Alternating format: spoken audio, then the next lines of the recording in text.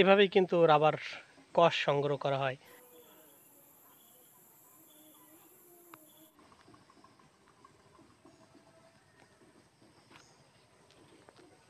আমার হাতে যে অংশটি দেখছেন এটি গাছ থেকে কিন্তু সরাসরি মাটিতে পড়ছে, মাটিতে পড়ার পরে জমাটবদ্ধ হয়ে এই অবস্থা হয়েছে এবং এটিও কিন্তু বিক্রি হয় এখানে।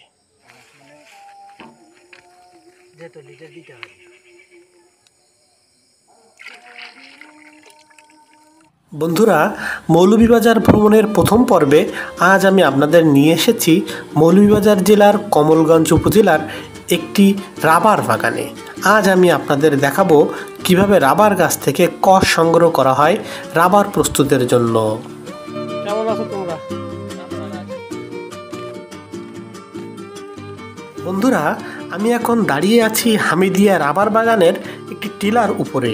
আমার পাশের যে গাছগুলো দেখছেন এই গাছগুলো থেকেই উৎপাদিত হয় রাবার তৈরির প্রধান কাঁচামাল। বন্ধুরা, এভাবেই কিন্তু রাবার কষ সংগ্রহ করা হয়। এভাবে এই গাছগুলো কেটে এখান থেকে এই যে কষ পড়তেছে এই ছোট্ট একটি পাত্রে, এই পুরা গাছ কিন্তু এভাবে কাটা।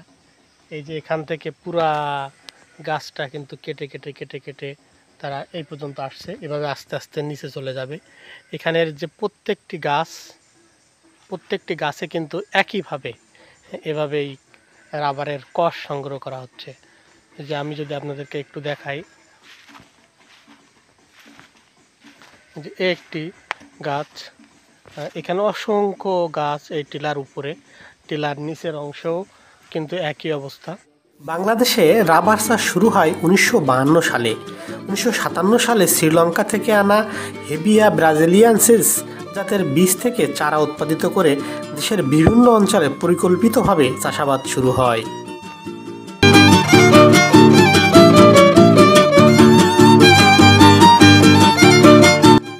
বর্তমানে দেশে 500টিরও বেশি রাবার বাগান থেকে 40 থেকে 50,000 টন ল্যাটেক্স উৎপাদিত হয়, যা দেশের চাহিদার প্রায় 80% মিটিয়ে চলেছে।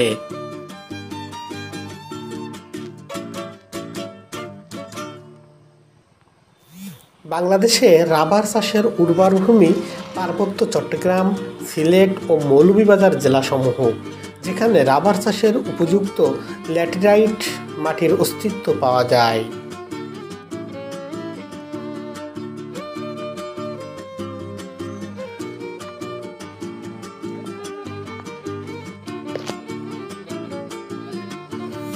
বাংলাদেশের রাবার বাগানগুলোতে বিভিন্ন পদ্ধতিতে শ্রমিক নিয়োগ করা হয়, যেখানে শ্রমিকরা চুক্তিভিত্তিক কাজ করে থাকেন।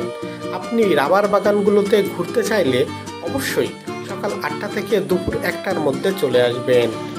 এখানে শ্রমিকদের বিচিত্র জীবনযাপনের সঙ্গে পরিচিত হতে পারবেন, কথা বলতে পারবেন, তাদের সঙ্গে সময় কাটাতে পারবেন। ফলে সমৃদ্ধ হবে আপনার ভ্রমণ জীবনের অভিজ্ঞতা।